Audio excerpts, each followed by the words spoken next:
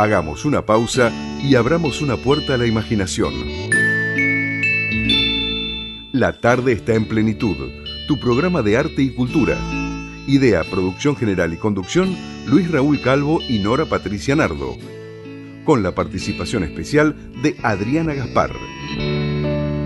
Auspicia Proyecto Cultural Generación Abierta. www.generacionabierta.com.ar. Porque compartir los sueños es algo digno para celebrar. Unite a nosotros en la FM Amadeus 91.1.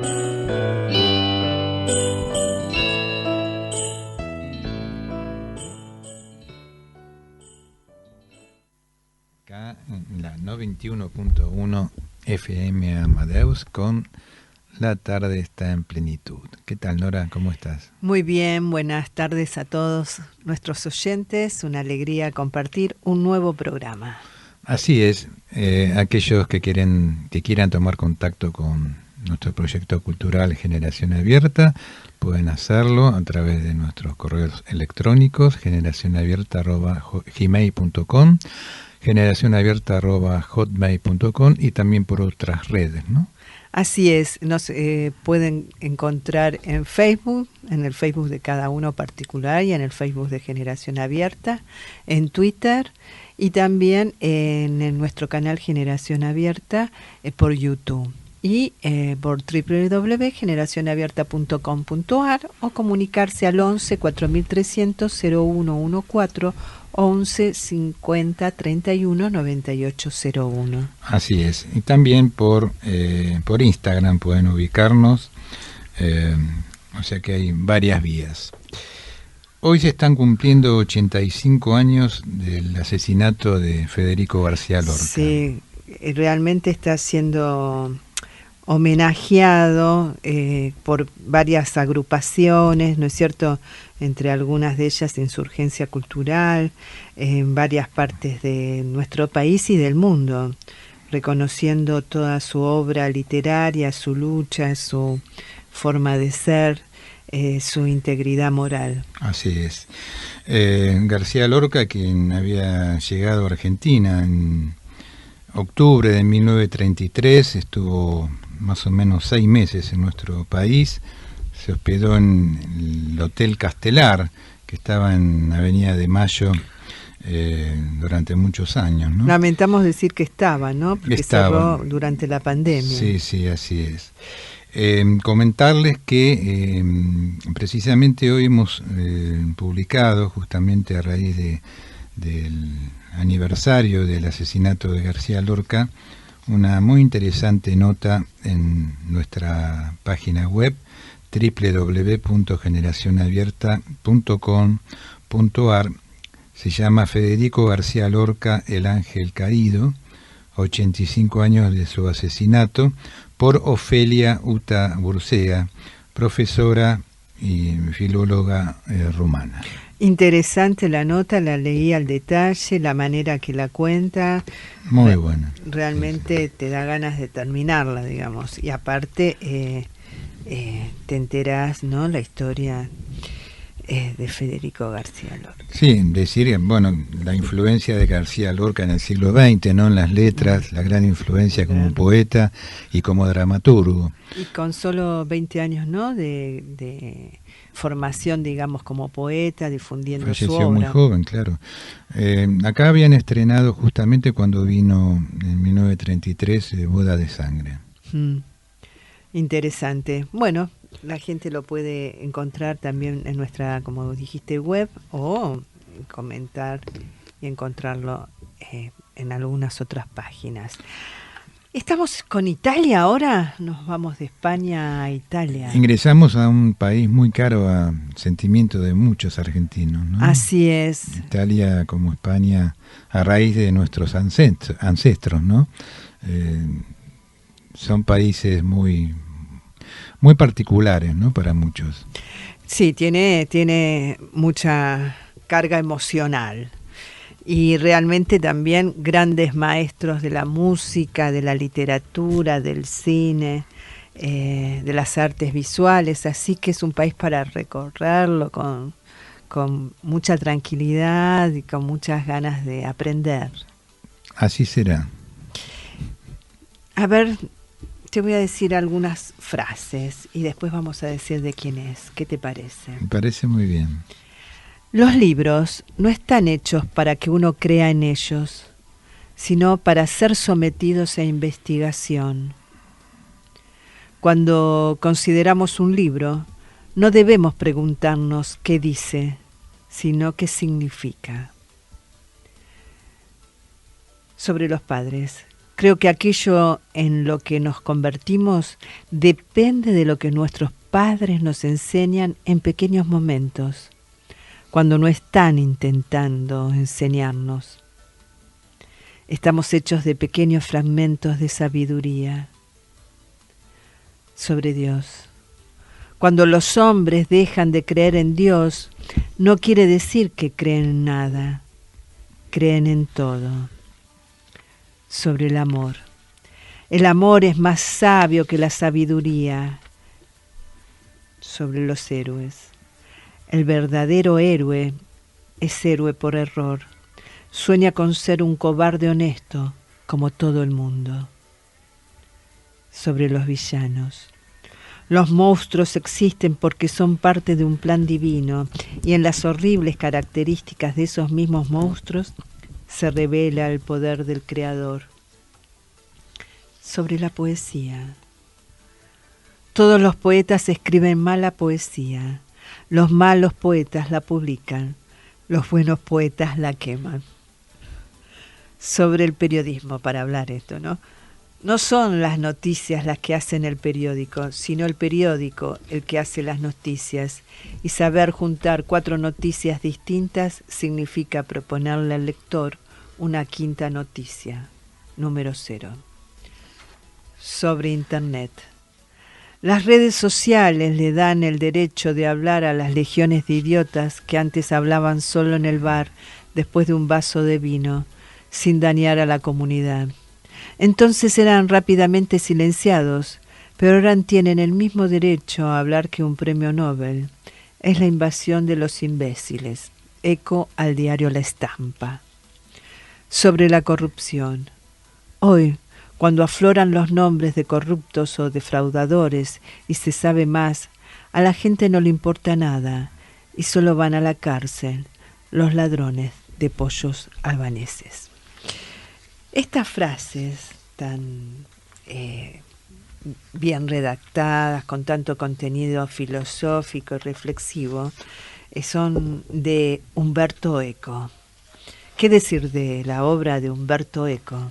Antes de ir, muy interesantes las citas que fuiste nombrando. Me gustó mucho una de las primeras que habla de los libros, ¿no? Los libros no están hechos para que uno crea en ellos, sino para ser sometidos a investigación. Muy interesante eso. Sí, ¿no? Porque a veces, porque está escrito, lo damos por entendido que es así, y en realidad no necesariamente es así. Y también dice, cuando consideramos un libro no debemos preguntarnos qué dice, sino qué significa. Estas frases están en la película y en el libro de él, antes que la película, El nombre de la rosa. Bueno, Umberto Eco nació en 1932 y falleció en Italia, y falleció en 2016. Él amaba, ¿no? Fue uno de los fundadores para entender la historia del siglo XX y de nuestros días. Durante mucho tiempo se dedicó a la enseñanza en la universidad y sus ensayos son de consulta obligada en todo el mundo. Conservaba intacta la pasión por los libros que la heredó de su abuelo y por su trabajo como investigador historiográfico y cultural. Llegó a tener más de 50.000 volúmenes en su propia colección.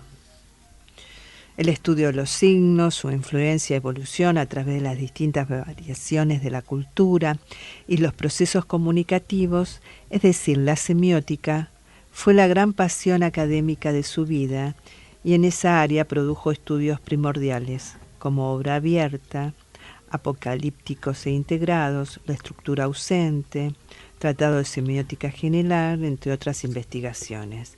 Sin embargo, no alcanzó ahí la celebridad. La alcanzó fuera de los círculos académicos por la novela En el nombre de la rosa, en el año 1980, en la que narra los misteriosos crímenes de un monasterio medieval que son descifrados por el franciscano Guillermo de Baskerville y su ingenuo asistente Alonso de Merck. Mira cómo empezó eso.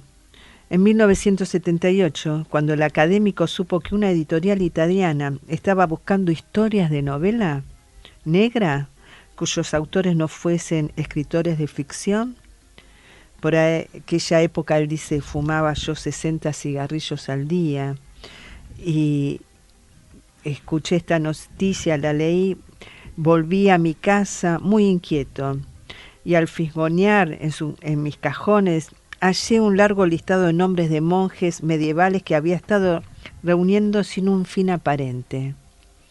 En ese momento, dice, se me ocurrió que estaría bien envenenar a un monje durante su lectura de un libro misterioso, y eso fue todo. Empecé a escribir. Así recuerda en Confesiones de un joven novelista. Nació en Alessandria, Piamonte, Humberto Eco, el mismo lugar donde nació mi abuelo. Tenés entonces, paterno. Muy bien, así es. Sabemos que tenés orígenes también, no solo de acá, de Ramírez, de Pancho, por parte materna, sino por parte de abuelo, orígenes italiano, por parte de abuelo paterno.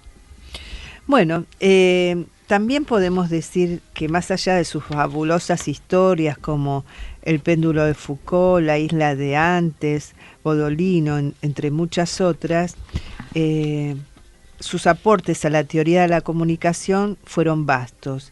Se le debe una nueva tipología del signo que actualiza el campo semiótico para analizar la avalancha de información proveniente de los medios audiovisuales.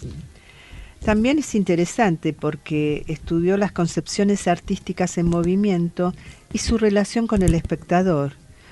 Permite considerar los efectos que la obra de arte tiene en el ánimo de las audiencias y cómo varía la percepción en cada persona, elementos que fundamentan los ensayos de obra abierta.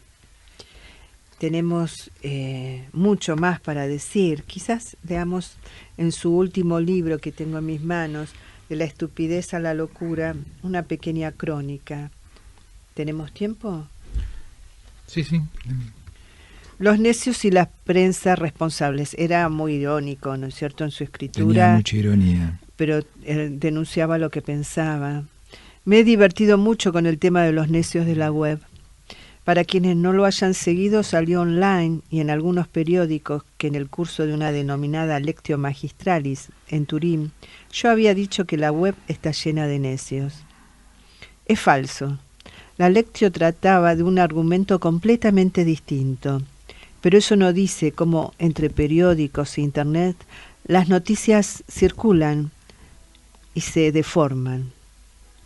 El asunto de los necios salió de una rueda de prensa sucesiva durante la cual, respondiendo ya no sé a qué pregunta, hizo una observación de puro sentido común, admitiendo que entre los 7 millones de habitantes, 7.000 millones de habitantes del planeta, haya una dosis inevitable de necios. Muchísimos de ellos, antaño, comunicaban sus desvaríos a sus íntimos, a sus amigos del bar, y de este modo sus opiniones quedaban limitadas a un círculo restringido. Ahora, una consistente cantidad de estas personas tienen la posibilidad de expresar las propias opiniones en las redes sociales. Por lo tanto, esas opiniones alcanzan audiencias altísimas y se confunden con muchas otras expresadas por personas razonables. Nótese que en mi noción de necio no había connotaciones racistas. Nadie es necio de profesión, pero una persona que es un excelente tendero, un excelente cirujano, un excelente empleado de banco puede decir estupideces sobre argumentos de los cuales no es competente, o sobre lo que no ha razonado bastante. Entre otras cosas, porque las reacciones en Internet se hacen en caliente sin que dé tiempo de reflexionar. Muy bueno eso, ¿no? Porque va anticipando eco un poco todo lo que hoy a diario vemos, ¿no? Muchas personas que opinando sobre temas que no tienen que ver mucho con su profesión, ¿no? Esta época que solemos llamar de la opinología. Así es, inmediatamente, sin como él dice, ¿no? De forma caliente, quizás hay algo que te molesta y das tu opinión como sabiendo de lo que estás diciendo, sin ese tiempo tan necesario de la pausa, ¿no? De pensar, de reflexionar. Sí, aparte, digamos, en cuestiones a lo mejor que uno es profano, ¿no? Porque una cosa es decir me gusta tal cosa y otra es aseverar de que eso que me gusta realmente tiene un valor, por ejemplo, ¿no? Artístico. Claro. Dice, justo que la red permita expresarse también a los que no dicen cosas sensatas, pero el exceso de tonterías atasca las líneas. Y algunas reacciones desmedidas que he visto en la red confirman mi más que razonable tesis. Incluso alguien había referido que yo opinaba que en la red tienen la misma evidencia las opiniones de un tonto y las de un premio Nobel. E inmediatamente se difundió viralmente una inútil discusión sobre si yo había recibido el premio Nobel o no, sin que nadie fuera a consultar Wikipedia. Esto para decir los inclinados que estamos a hablar al tuntún. En cualquier caso, ahora se puede cuantificar el número, los necios. Son 300 millones como mínimo. Sí, también lo vemos a veces en el periodismo, ¿no?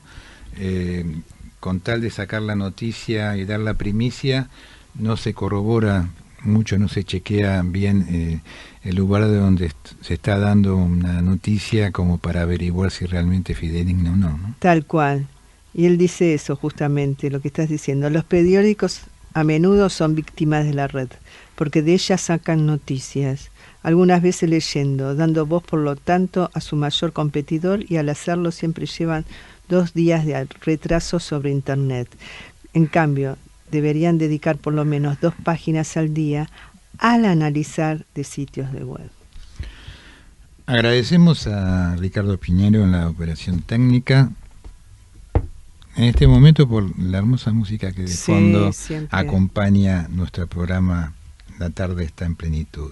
Y hablando de música, decías vos muy bien, Nora, al principio, cuántos artistas, músicos, escritores, ¿no? Hay en Italia como para poder compartir con nuestros oyentes, ¿no? Gente de mucha valía.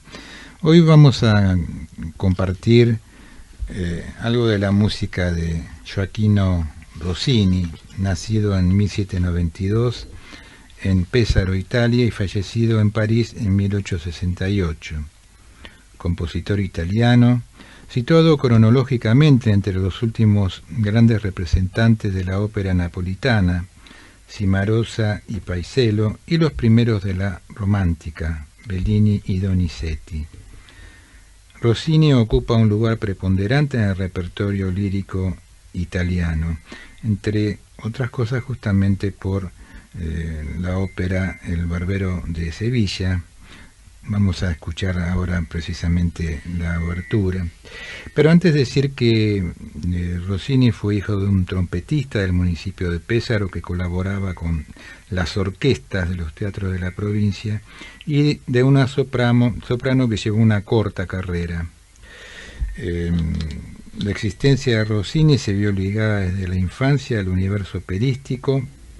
Fue alumno del Liceo Musical de Bolonia desde 1806. En esta institución tuvo como maestro de contrapunto al padre Mattei y entró en contacto con la producción sinfónica, entre otros de los clásicos vieneses como Mozart, que ejercerían una gran influencia en la fisonomía instrumental de sus grandes óperas. Vamos a escuchar, como decíamos, del Barbero de Sevilla, la obertura. Adelante, Ricardo, por favor.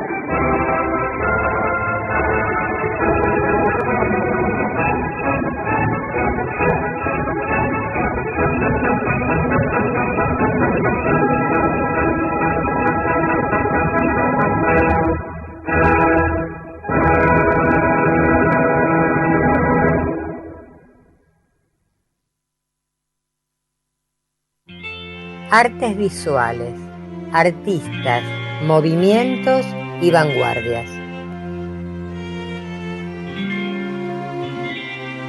Buenas tardes a todos los oyentes de La Tarde Está en Plenitud. Hoy les traigo a un artista seguramente muy conocido por todos ustedes, Amedeo Modigliani, quien nace en 1884, Livorno, Italia, y fallece en 1920. A los 36 años de edad.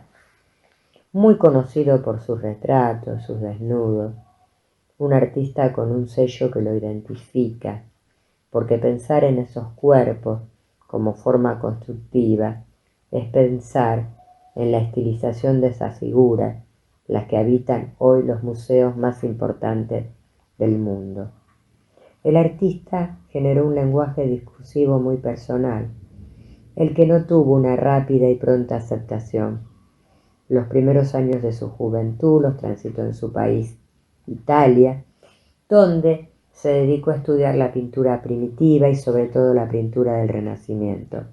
Más tarde, en los primeros años del siglo XX, viaja a París, donde toma contacto con la conocida bohemia de los artistas parisinos. La vida de un genio, de un gran artista, pero una vida atravesada por el alcohol, la droga y la extrema pobreza. Establece un fuerte y controvertido vínculo con Picasso y es muy influenciado por lo que deja la obra de Klimt. Y empezó a trabajar allí por 1906 en París, bajo la influencia de la obra de Brancusi. Allí empezó a trabajar sus primeras esculturas. El centro de su obra, tanto en la escultura como en la pintura, pasa por lo figurativo, sobre todo por la figura humana y en líneas generales por lo femenino, por la figura humana femenina. Figuras muy estilizadas, con rasgos primitivos, cuellos alargados, y tanto el detalle de la boca como el de los ojos se caracterizan por la pequeñez con los que son construidos, con los que habitan ese rostro. Un artista, como dije antes, atravesado por un severo grado de alcoholismo, polígamo, tuvo una hija con su última mujer que casi prácticamente no pudo conocer porque él muere. A su vez su pareja se suicida estando embarazada de su segunda hija. La verdad es que una vida trágica ha tenido, tanto él como su pareja, y la niña es criada y adoptada por la hermana del artista. Su obra después empieza a exhibirse allá por los primeros años de París, en el submundo de la bohemia parisina. Recordemos que en ese momento también empezaban a aparecer las primeras vanguardias del siglo XX.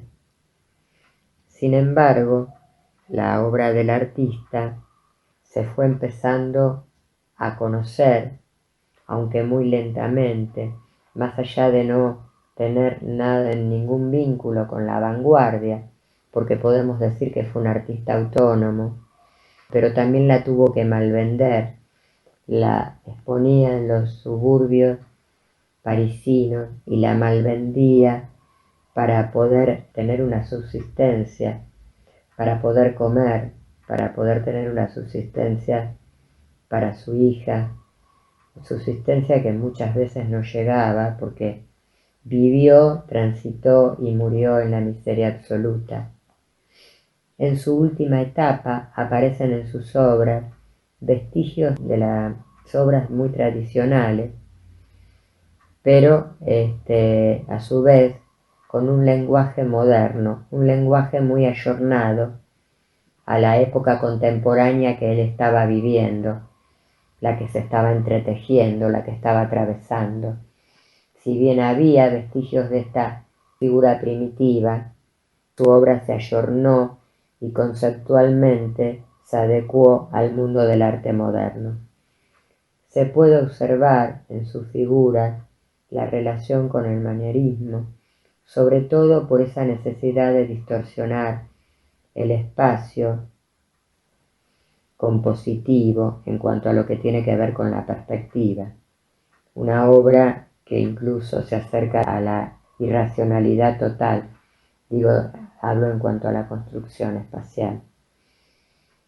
Hay un punto para observar muy interesante en las miradas de las mujeres que él pinta, en sus modelos.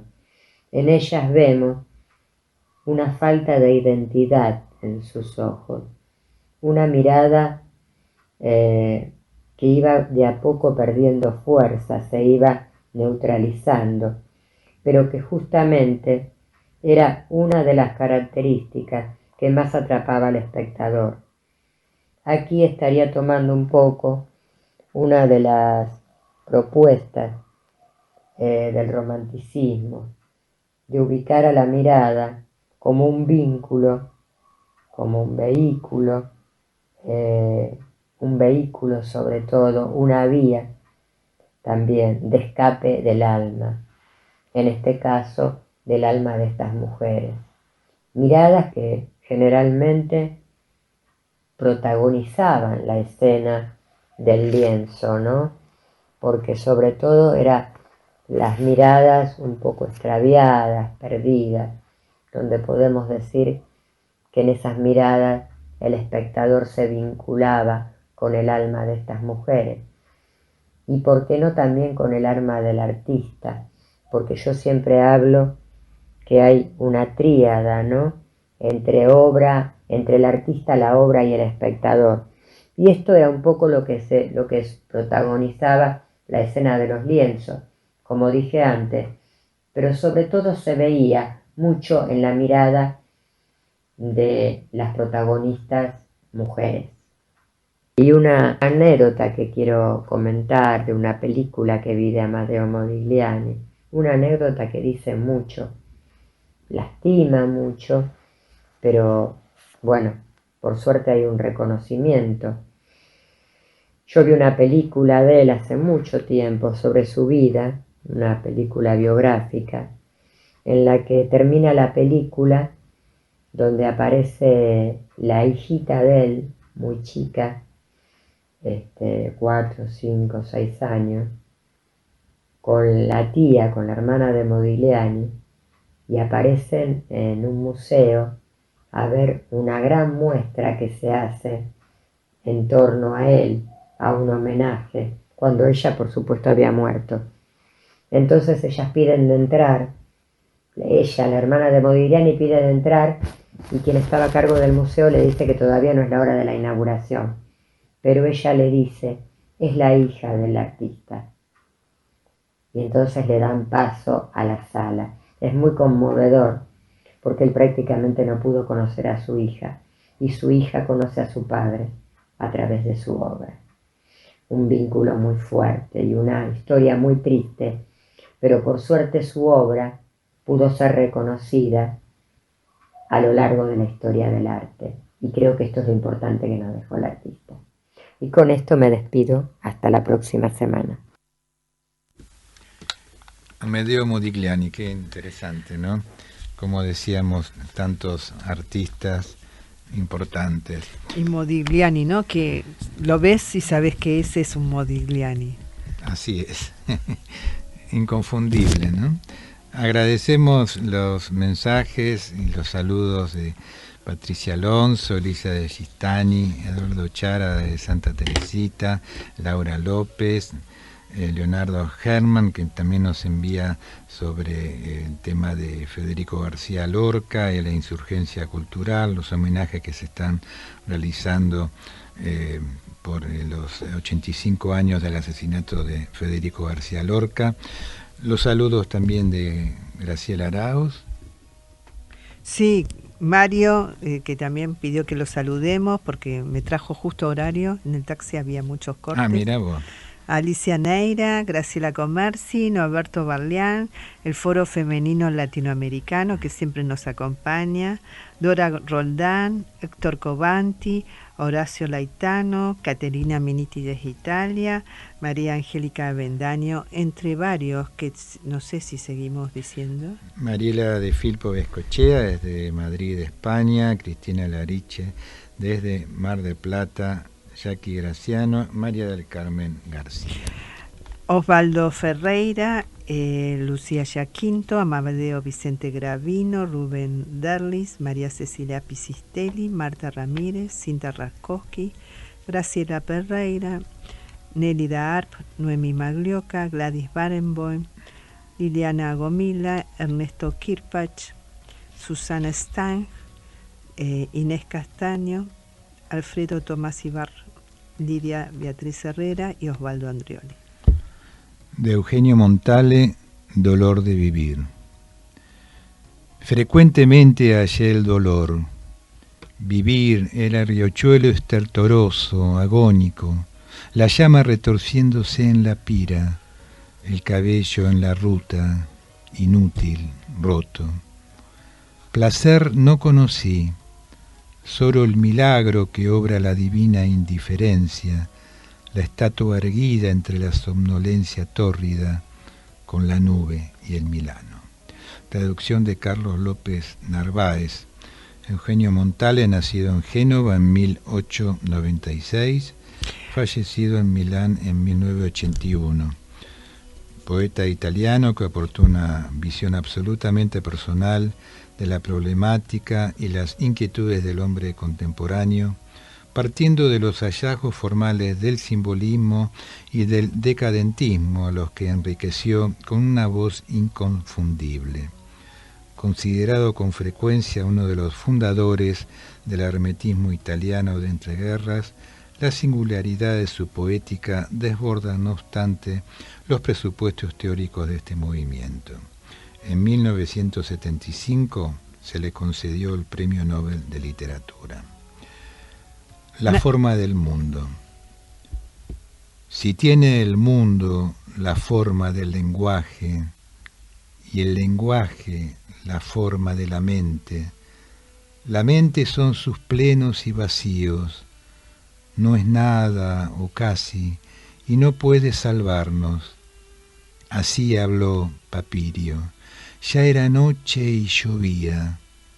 Pongámonos a salvo, dijo, y avivó el paso, no advirtiendo que era suyo el lenguaje del delirio. Traducción de José Ángel Valente. Sí, Nora. No, maravilloso, me quedé escuchándolo porque realmente su poesía es magnífica.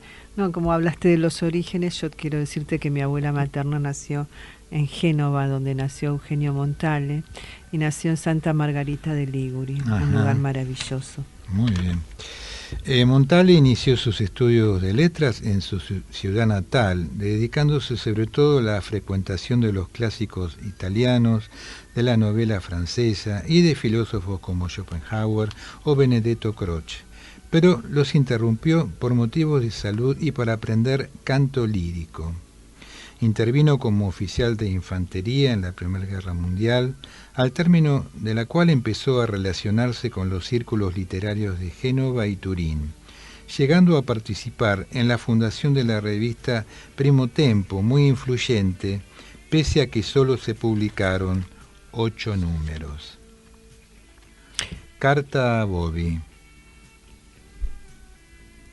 A fuerza de exclusiones, te quedaba cuanto tú podías apretar en las manos, y era de quien lo comprendía. Te he seguido varias veces sin que lo supieras. Varias veces he andado la calle Cecilia Richmeyer, en la que había conocido a tu vieja madre. Comprobado vi su terrible amor.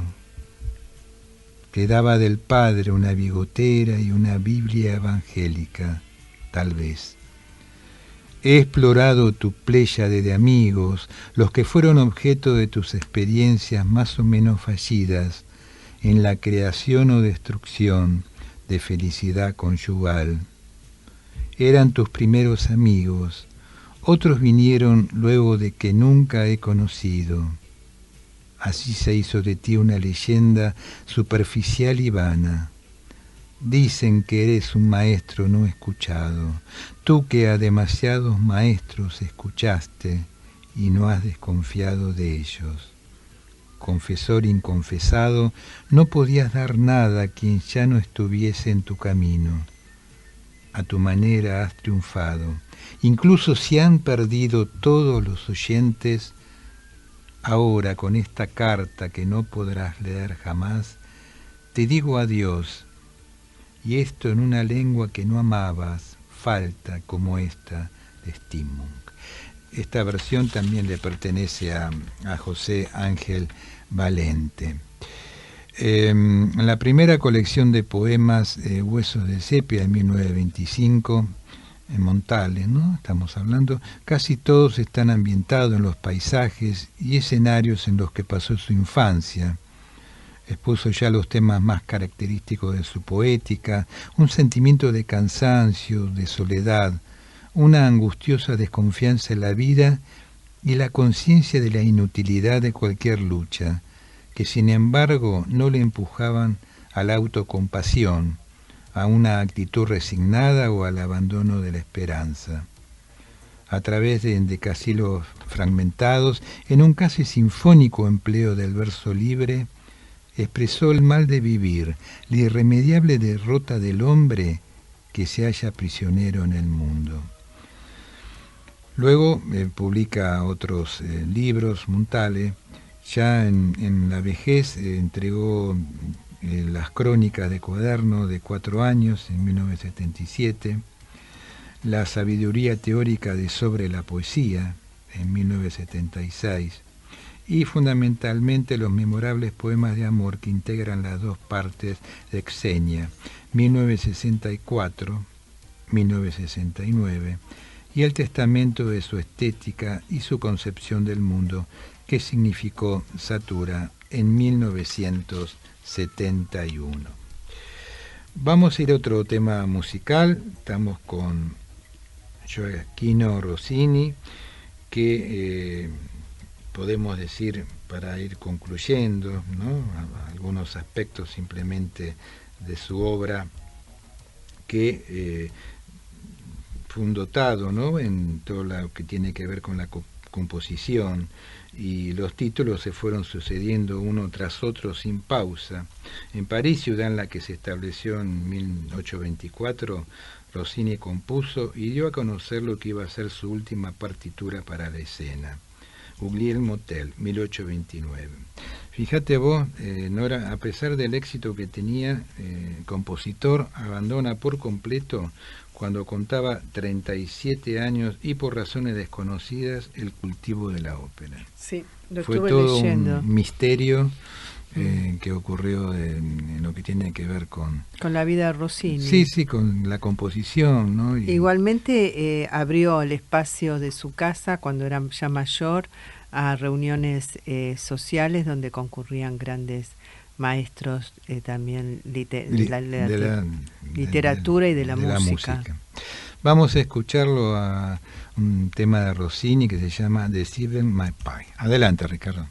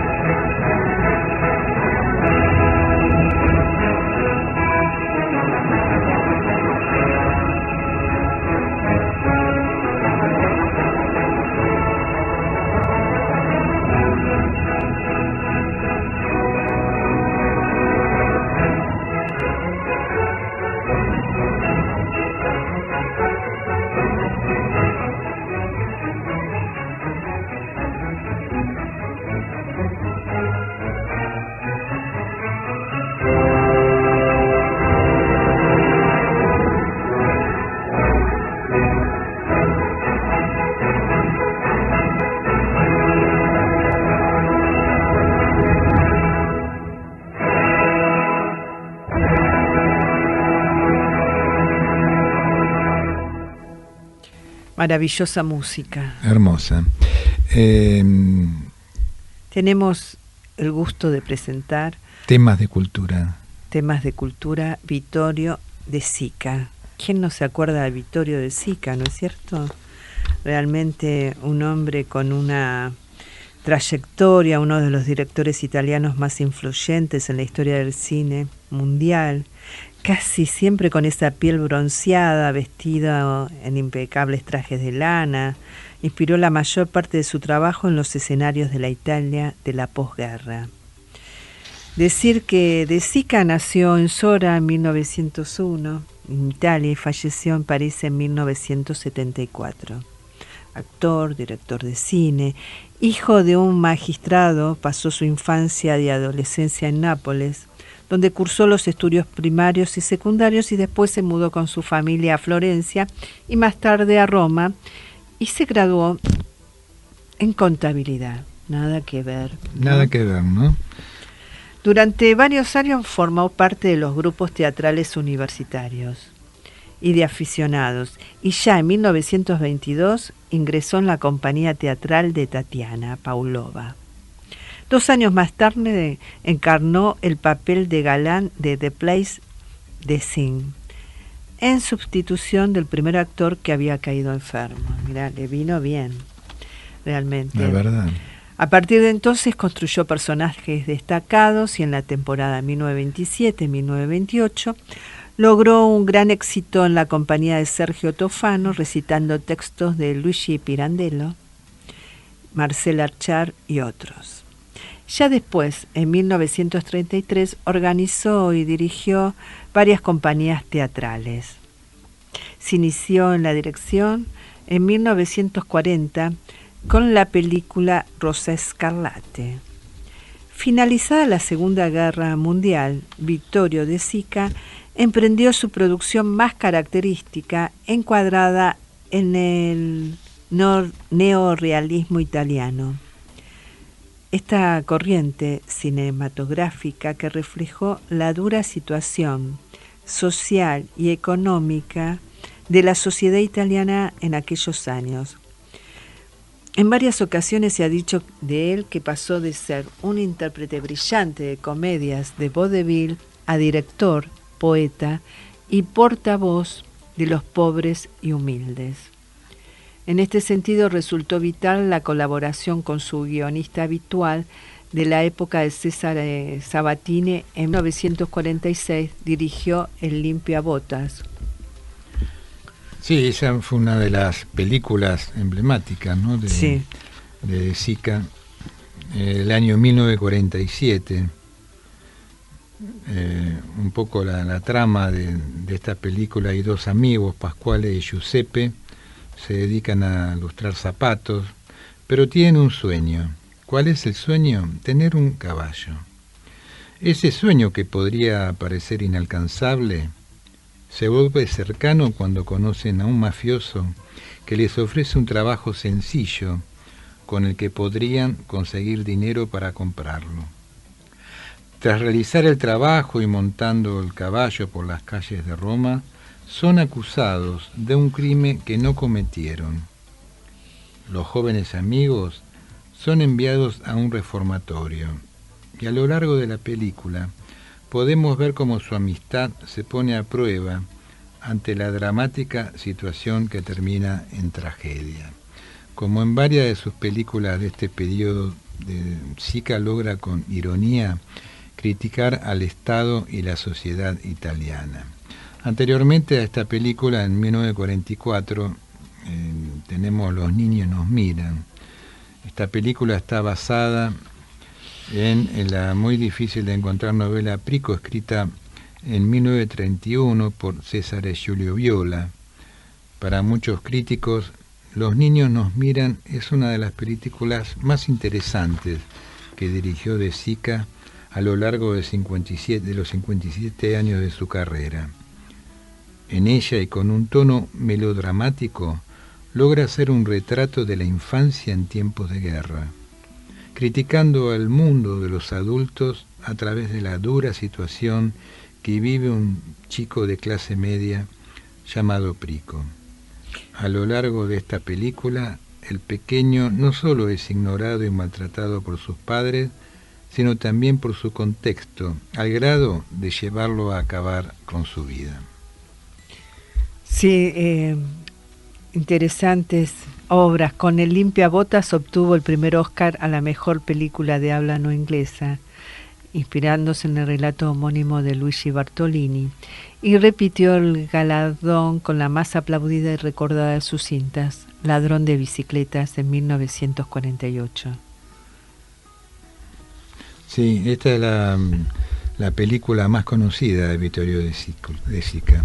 Aparte es una de las películas más emblemáticas del neorrealismo. Convertido ya en gran figura del panorama cinematográfico internacional, Vittorio De Sica fue galardonado con la Palma de Oro del Festival de Cannes por Milagro en Milán. Después vamos a hablar de la película esa. En 1952, Umberto D. y Estación Termini completan la lista de film de su etapa neorrealista. En 1955 se le concedió el Trofeo de Oro de Selznick por los valores humanos expresados en sus films. En 1953 interpretó Pan, Amor y Fantasía de Luigi Comencini junto a, ¿sabes quién? ¿Quién? Gina Lollobrigida. Ah, bueno. Qué actriz, ¿no? Qué inolvidable. Inolvidable.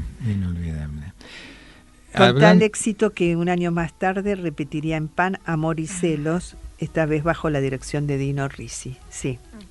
No, comentabas vos sobre el Ladrón de bicicleta, que trabajaron De Sica, Sabatini, inspirados en la novela homónima, como decías vos, escrita por Luigi Bartolini, publicada ese mismo año.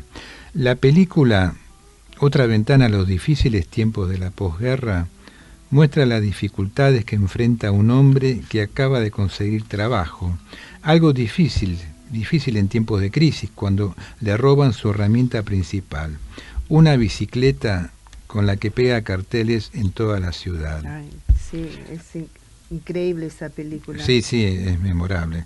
A lo largo de la historia podemos ver las peripecias que hace Antonio por recuperar su bicicleta robada. Pasa por el mercado negro, la policía y una vidente con tal de conseguir lo que era suyo. La tragedia llega cuando decide vengarse y roba otra bicicleta. Cuando lo hace se enfrenta a la sociedad y al estigma de ser él mismo un ladrón de bicicletas. La película, que fue filmada en Roma, fue nominada al Oscar por Mejor Guión y más tarde obtuvo un premio honorario por ser la mejor película extranjera estrenada en 1949. Seguimos después, pese a que a partir de entonces decantó por proyectos más comerciales, ¿no? Para los que contó con figuras como la talla de Sofía Loren y Marcello Mastroianni. De Sica mereció todavía un tercero y un cuarto Oscar a la mejor película de habla no inglesa por Ayer, Hoy y Mañana en 1963 y El Jardín de los Finzi Contini en 1970, siendo esta última el inicio de un giro hacia un cine más personal. Durante el rodaje del Viaje en 1973, su último film, cayó enfermo de una afección bronquial. Un año después falleció en una clínica de París, a donde había acudido para asistir al estreno de dicha película. Para saber más sobre esto, uno puede entrar a Biografía de Vittorio Sica en Biografías y Vidas, la enciclopedia biográfica en línea. Bueno, podemos hablar y hablar, tenemos los argumentos de muchas de sus películas, donde en general, como bien dijimos, reflejan una realidad social que está enmarcada también con una Italia de la posguerra. Así es. Y aparte, en un momento nombraste a otros grandes actores y actrices, ¿no? Como Marcello Mastroianni, Sofía Loren.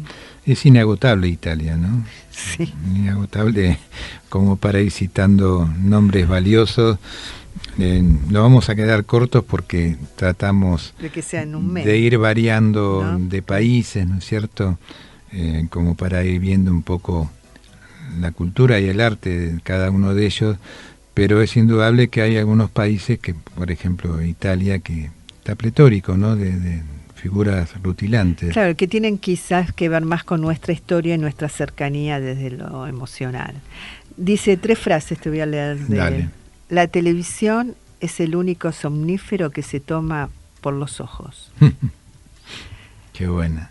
La indignación moral es, en la mayoría de los casos, un 2% de moral, un 48% indignación y un 50% envidia.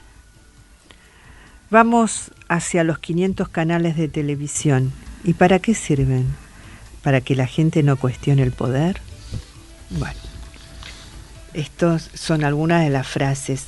Tenemos también estas películas, como dijimos, para recomendar a aquellos que no vieron Dios en las armas, Dos mujeres, Ayer, hoy y mañana.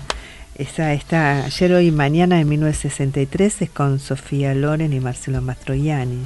El jardín de los Uffizi con Tini, yo la recuerdo hasta el día de hoy. Realmente son películas que sería bueno que el oyente las tenga en cuenta. Muy bien. Bueno, estamos cerrando el programa de hoy.